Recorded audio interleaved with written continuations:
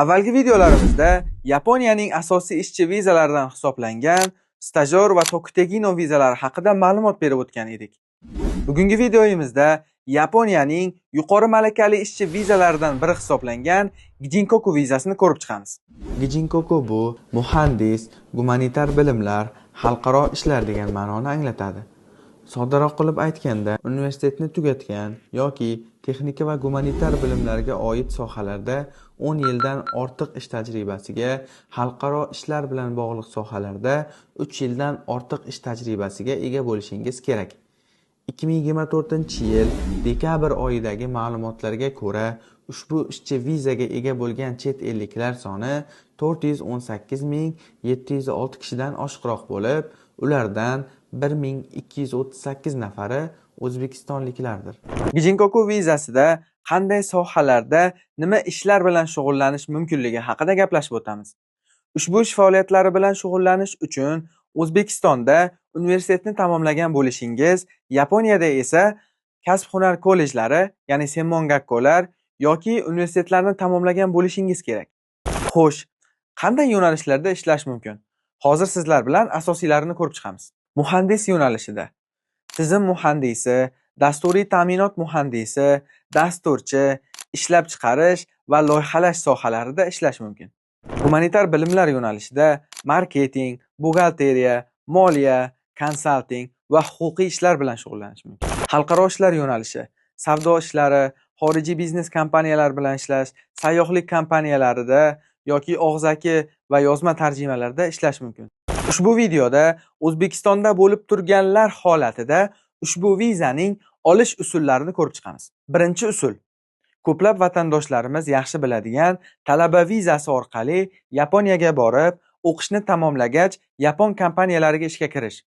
Hozirgi kunda Yaponiyada bo'lib turgan o'zbekistonliklarning juda ko'p qismi aynan talaba vizasi orqali Yaponiyaga borib, hozirgi kunda ishchi vizasida yashab kelishmoqda. Ikkinchi usulni esa siz yangilikdek qabul qilishingiz mumkin. Hozirgi kunda O'zbekistondan turib, Gijinkoku vizasida Yaponiyaga to'g'ridan-to'g'ri borish imkoniyati mavjud. Buning uchun sizdan kamida bakalavr diplomi yoki yuqorida aytilganidek aynan o'sha soha bo'yicha 10 yildan ortiq tajriba kerak. Yapon va ingliz tillarini yuqori darajada o'zlashtirishingiz talab qilinadi. Hozirgi kunda Migratsiya agentligining xorijda ish Telegram kanali orqali ham ushbu vizada ish e'lonlari joylashtirib borilmoqda. Agar siz oliy ma'lumotli yapon va ingliz tillarini yuqori darajada bilsangiz, Yaponiyaning ish e'lonlari berib boriladigan saytlar orqali ham o'zingizga mos ish topishingiz mumkin. Uchinchi usul: siz oliy ma'lumotlisiz, lekin yapon va ingliz tilingiz yuqori darajada emas. Hozir biz sizga bir yo'lni ko'rsatamiz.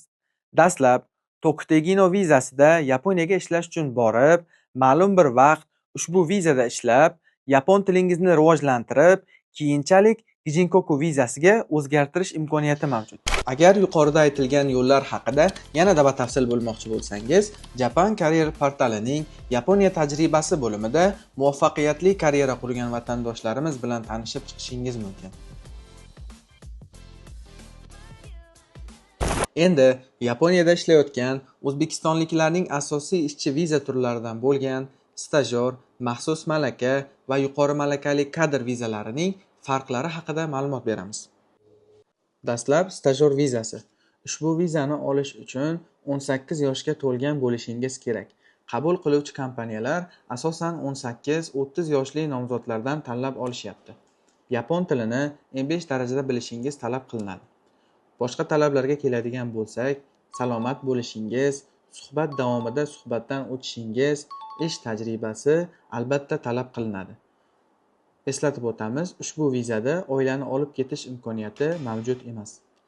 Viza haqida to'liqroq bilib olish uchun esa Japan Career portalidagi foydali videolar bo'limida ushbu viza haqidagi videoni tomosha qilishingiz mumkin. Maxsus malaka vizasi Tokutegino. Bu viza shartlarida ham nomzod 18 yoshdan baland bo'lishi kerak. Qabul qiluvchi kompaniyalar 18-30 yosh atrofidagi nomzodlarni tanlash holatlari ko'p uchrab turibdi. Viza turida yapon tilini kamida N4 darajada bilish va darajani tasdiqlovchi sertifikatga ega bo'lish kerak. Boshqa talablariga keladigan bo'lsak, JLPT-N4 yoki JFT Basic testidan o'tish, o'zingiz tanlagan malaka testidan ham muvaffaqiyatli o'tishingiz shart. Oilani birdan olib keta olmaysiz, Tokio-Tegino 2-darajasiga o'tganingizdan keyin bu imkoniyatga ega bo'lasiz. Batafsil aynan Tokio-Tegino nima deb nomlangan videomizni ko'ring. Va nihoyat, yuqori malakali kadr Gijinkoku vizasi. Vizani olish uchun yosh talabi belgilanmagan, yapon tilini N2 yoki undan yuqori darajada bilishingiz kerak. Boshqa talablari oliy ma'lumotli, kamida bakalavr darajasi, ma'lum bir soha bo'yicha bilim va ko'nikma, asosan 10 yildan oshiq ko'nikma talab qilinadi. Yuqori darajadagi yapon va ingliz tillarini bilishingiz kerak. Ushbu vizada oilani olib ketish imkoniyati mavjud.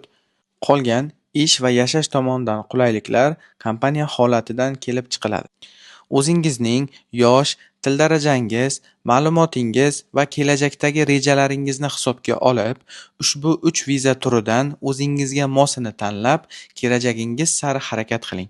Ushbu video orqali O'zbekistondan Yaponiyaga Gijinkoku vizasi orqali borish shartlari va usullari haqida ma'lumot berib o'tdik.